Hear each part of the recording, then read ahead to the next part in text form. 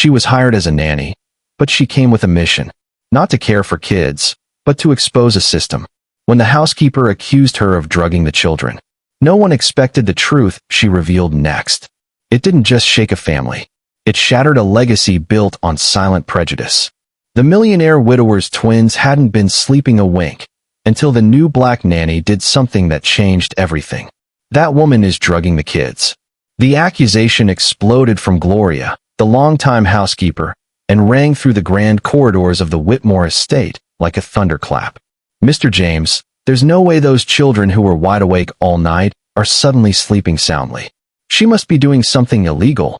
Kesha Williams, only 28, stood calmly on the polished marble floor, watching the 60-year-old housekeeper gesticulate furiously in front of her employer. The words didn't surprise her.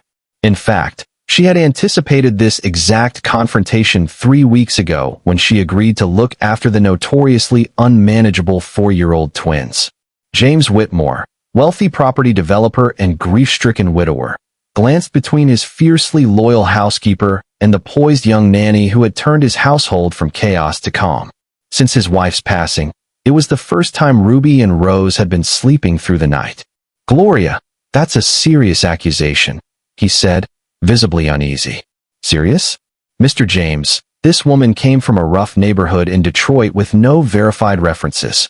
Gloria's voice shook with fury. "Now, all of a sudden, the girls are sleeping peacefully? That's not natural." Kesha inhaled slowly, briefly locking eyes with James. There was something in her gaze, beyond gratitude. It was as if she held deeper knowledge. Why would a woman with her educational background and expert grasp of child development take a job that had driven away 6 nannies in tears? "If you wish to question my techniques," Kesha said calmly, making Gloria falter for a beat, "I recommend installing cameras in the twins' room. That way, there's full transparency." The proposal stunned them. A guilty person wouldn't ask for surveillance. James narrowed his eyes, observing her composed demeanor. There was a steady, almost unbreakable confidence in Kesha that went beyond any nanny he had ever seen. Over recent days, he had noticed strange yet impressive qualities. Her fluency in 3 languages, her citations of advanced child psychology studies, and the natural authority with which she handled even VIP guests. When the agency had reached out 3 weeks prior, he had been desperate. 6 nannies had already left. Ruby and Rose, traumatized by their mother's sudden passing, cried all night, fought sleep, and filled the home with sorrow. Gloria had never hidden her disdain for those types, caring for upper-class children. Yet the day Kesha arrived, something shifted. The twins, usually hostile to newcomers, showed interest. And that first night, they slept 6 uninterrupted hours. "Cameras," Gloria repeated, caught off guard. "Well, that's not really necessary if. I've already taken the liberty of recording some of our nightly routines," Kesha said, taking out her phone. "Would you like to watch?" The room fell completely silent. James noticed a flicker in Gloria's expression, something shifting from boldness to dread. In that very room where generations of Whitmores made critical decisions, Kesha stood grounded, guarding truths not yet ready to be revealed. If you feel moved by this story of judgment hiding behind concern, stay tuned, because what happens next proves that appearances can mislead more than anything else. Gloria, however, wasn't backing down. With 15 years of service, she had become a staple in the Whitmore household and wasn't ready to lose her influence to someone she deemed an outsider. "Mr. James, you need to open your eyes," she insisted, walking to the window where the girls were now laughing in the garden. She arrived from nowhere, and suddenly she has this magical effect on the girls. It's unnatural. James watched as Ruby and Rose played joyfully for the first time in months. Their laughter filled the air, something he hadn't heard since Amanda's funeral. They were eating well, sleeping soundly, and had even returned to preschool without breakdowns. "Gloria, maybe you're jumping to conclusions." "No, the girls are being manipulated," she cried, voice rising. "You can't see it because you're desperate. I've seen this before. They come in looking humble, work wonders, then ask for more. Raises, gifts, access to finances." Kesha stood still, watching Gloria's tirade with an expression so calm it only enraged the housekeeper further. In truth, Kesha had expected this. When she arrived 3 weeks ago, She had fully understood what environment she was stepping into. Raised in Detroit as the daughter of a house cleaner to the rich, Kesha had seen this playbook many times, staff defending their status against newcomers, especially if they didn't fit the right mold. What Gloria didn't know was that Kesha had earned a master's in child psychology from the University of Michigan, had worked in pediatric trauma across 3 hospitals, and accepted this position for reasons far beyond money. You want to know what disturbs me the most? Gloria continued, starting to unravel. Her calmness. No one would stay that composed while being accused of drugging children. But look at her. James's brow furrowed. Gloria had a point. Kesha's quiet confidence bordered on uncanny. Actually, Kesha said softly, I do know something you don't. Silence descended. Gloria blanched as if she'd triggered something dangerous. I know Ruby wakes up at 2:30 a.m. crying from dreams of falling, like her mother did when the car flipped. Her tone never changed. I know Rose won't sleep until she checks the locks, because in her mind, the house hasn't felt safe since her mother left and never returned. James shivered. No one else knew those details. He had told no one, not even close friends. I also know, Kesha said, turning to Gloria, that you've been spreading stories to the other neighborhood nannies, saying this family deserves someone from their own social class. She raised an eyebrow. You've been very active in the elite domestic WhatsApp group, haven't you? Gloria's color drained. How did you? I didn't. Oh, but you did, Kesha said calmly. You even told them I was probably here to take advantage of a lonely widower. That's your direct quote from last Thursday. James turned to Gloria, disbelief spreading across his face. Is this true? The housekeeper began to stammer, panic in her eyes. How did Kesha have access to private messages? Why did she seem 10 steps ahead? Kesha's eyes remained steady. There was something in her gaze Gloria finally recognized. Power. This woman didn't just come prepared. She came with purpose. Mr. Whitmore, I accepted this role not because you needed a nanny, Kesha said gently, but because this family needed healing. And Gloria, she added with a soft smile, has been standing in the way of that healing longer than you realize. For the first time, James saw fear in Gloria's eyes. And for the first time, he saw Kesha in a new light. Every charge Gloria leveled seemed only to magnify the quiet force inside the nanny. It was as if injustice itself gave her strength. You want the truth about this house? Kesha asked, her voice eerily calm. Then let's begin at the beginning. She walked over to a table and picked up a leather folder James had never seen. Gloria, are you sure you want to keep pushing this? Because once I open this folder, there's no turning back. Gloria's eyes were wide with fear. She's bluffing. She's manipulating us. But James watched, intrigued by the transformation unfolding. Kesha wasn't just knowledgeable, she was commanding. 3 weeks ago, when I took this job, Kesha said, unfolding the leather binder, it wasn't because I was jobless. It was because someone close to your family reached out. She played a voice memo. It was Dr. Patricia Coleman, the twins' pediatrician. Gloria, I need you to understand something, the doctor's voice said. Kesha Williams isn't your average nanny. She holds a master's degree in child psychology, specializes in trauma, and I was shocked she even accepted the position. Silence followed. James looked at Kesha, astonished. You have a master's degree? University of Michigan, she said, nodding. 5 years at Detroit Children's Hospital. Then I opened my own clinic. Then why would you take this job, he asked. Kesha's eyes narrowed. Because it wasn't about income, she replied. It was about accountability. She laid out another document. 6 months ago, James, you fired a black engineer, Marcus Johnson, for not fitting the company culture. James looked uncomfortable. I remember Marcus, there were issues. The issue, Kesha said, was that Gloria told your HR he didn't fit the Whitmore image. She tapped the document. March 3rd, internal email. 5 witnesses. Gloria paled. How do you have this?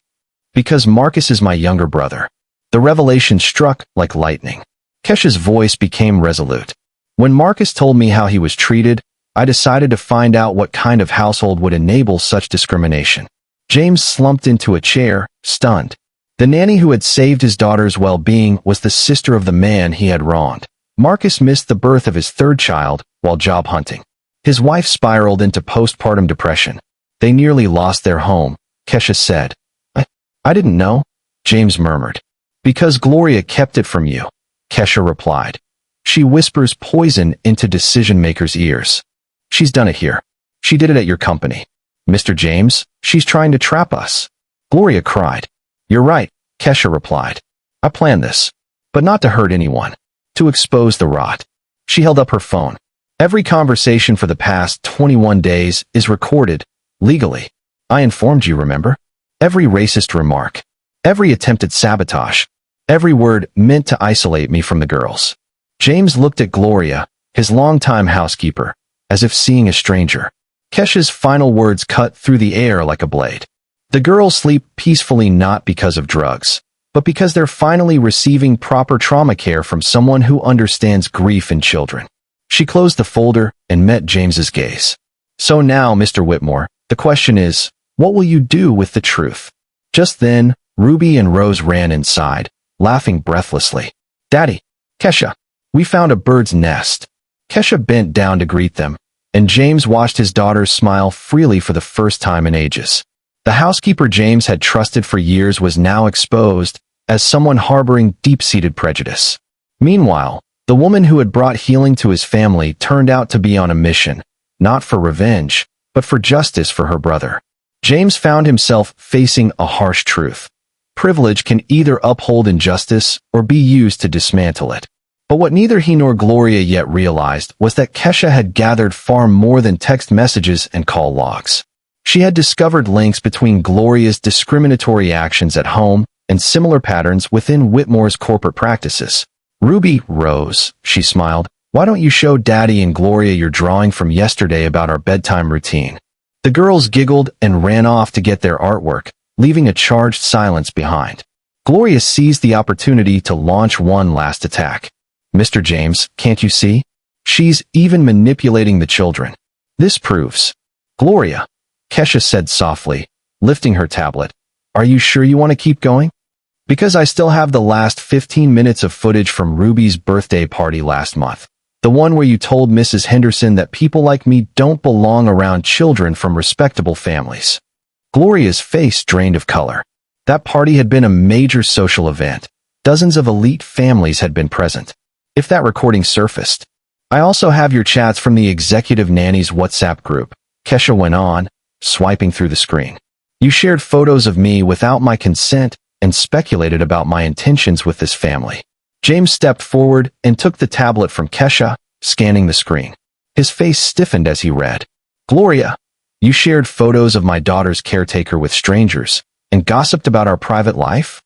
Mr. James, I was only being cautious. Cautious? James's voice sharpened. You violated our privacy, leaked personal information, and used your bias to interfere in company decisions. Kesha stood by silently, her expression calm. Everything was unfolding exactly as she had intended. She had carefully planned each truth bomb, knowing that nothing would move James more than his dual identity as a father and a business leader. And that's not all, she said, opening another folder on the tablet. Gloria, remember the 3 black employees you recommended for termination in the past 2 years? Always with vague justifications about their fit or professionalism? A cold silence followed.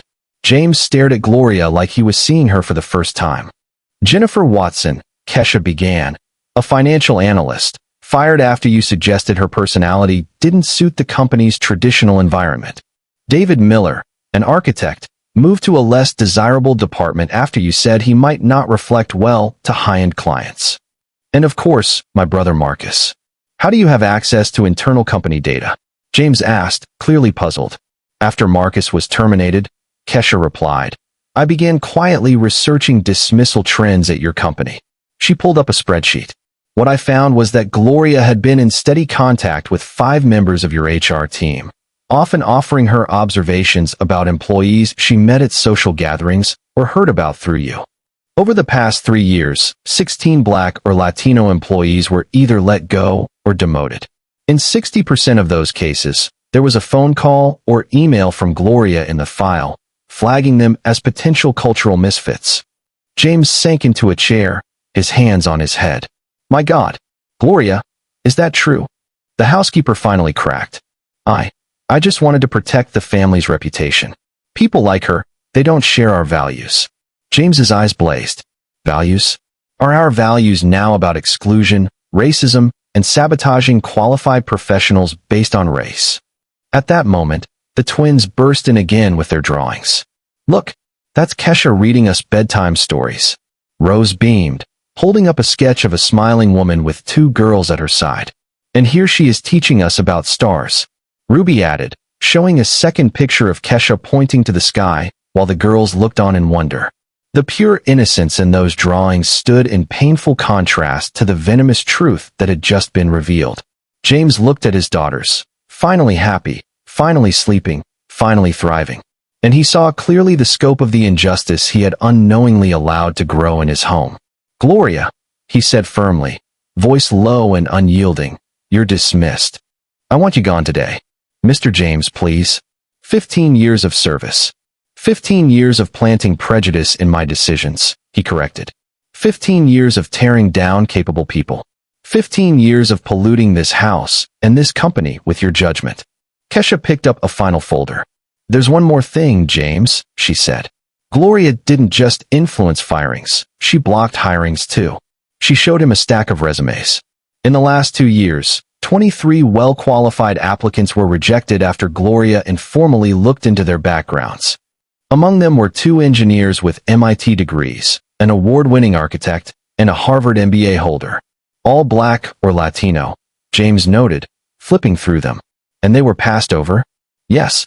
Meanwhile, less qualified candidates that Gloria deemed suitable were hired, at higher pay and into better positions. Gloria made one last, futile attempt. She set this up? It's all a trap. Kesha gave a quiet, knowing laugh. Gloria, it's only a trap if I lied. But I didn't fake your messages, your emails, or your comments. I just organized your own behavior and held up a mirror. James turned to his daughters, who were watching with wide eyes. Girls, he said gently, why don't you play in the garden while the grown-ups finish talking? Once they'd left, he faced Gloria again. You have 1 hour to gather your things. I never want to see you on this property again. What about the company? Kesha asked. James took a deep breath. Tomorrow I'll order a full audit of every hiring and firing decision made in the last 3 years. Anyone affected will be offered either their job back or financial compensation. Gloria left the room, utterly broken. 15 years of authority collapsed in a single hour, undone by her own words and conduct. Kesha watched her go with composed satisfaction. This wasn't revenge, it was justice, executed with care and precision. Why? James finally asked. Why go through all this? Care for my daughters, put yourself through so much hate, just to expose her. Because when you ignore injustice, it grows, Kesha answered. And because Ruby and Rose deserve to live in a world where skill matters more than skin. But there was still one last thing James didn't know, a deeper discovery Kesha had made. Her findings didn't just point to one person's bias, but to an entire unspoken system of exclusion spread throughout the city's wealthiest circles. It would soon ignite not just change in one family, but a wave of corporate transformation rooted in truth. 6 months later, the change in Ruby and Rose was just a glimpse of a much larger movement that Kesha had carefully set in motion. Marcus Johnson now sat in his new role at Whitmore Industries as Director of Sustainable Development, a role created specifically to use his talents in inclusive housing. His salary was 40% higher than before, and he'd received equity in the company as compensation for the injustice he suffered. I still can't believe what she pulled off, he said to James during one of their weekly meetings, now focused on diversity policy. She had it all planned out for months. James smiled, glancing out the window at the new community garden his company had built next door, led by 3 employees who had been reinstated after the audit. Your sister didn't just save my kids, James replied. She saved my company from becoming irrelevant in a changing world. The audit had uncovered even more than James imagined. 23 employees were either rehired or compensated.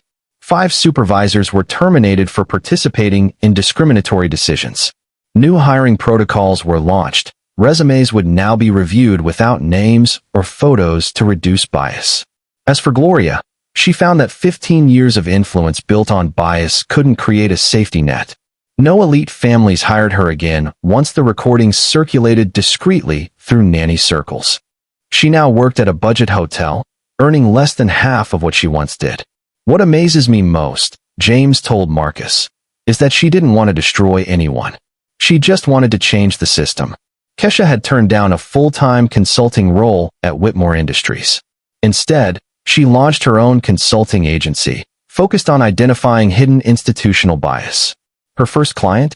A major hospital network in Detroit facing lawsuits for racial inequality in care. Ruby and Rose, now 5, were enrolled in a more inclusive school, one James personally selected to give them a broader perspective on life. Kesha still visited twice a week, not as a nanny, but as Aunt Kesha, the woman who turned their fear into joy and taught them what family really means. "Daddy, is Aunt Kesha coming to my birthday?" Rose asked one morning, wearing the star necklace Kesha had given her. "Of course she is," James replied. "And Uncle Marcus too." Even now, he was amazed at how natural it felt to call them family. But the true mark of Kesha's impact wasn't the consulting clients or the 23 rehired staff. It was the message she got just last week from a young black mother in Chicago. "My 6-year-old son is being labeled troubled by his school. But I know he's brilliant. Can you help me prove it?" Kesha picked up a fresh notebook. "Let's start from the top," she said. "Tell me everything. Because the most powerful form of justice isn't destruction. It's building bridges where walls once stood, creating chances where there was once exclusion, and turning pain into purpose." James Whitmore learned that unchecked privilege is a weapon, but privilege directed toward good can reshape history. Gloria tried to weaponize hate, but hate builds nothing lasting. Kesha used wisdom as her weapon, and in doing so, she created a legacy that would echo for generations. If this story made you stop and think, if you believe one person can challenge a broken system, then don't scroll in silence. Bellhop Bell, subscribe for stories that don't just touch hearts, they shake foundations. Speech balloon, and in the comments, tell us. If you were in James's place, what would you have done? Backhand index pointing down. We're listening, and we care.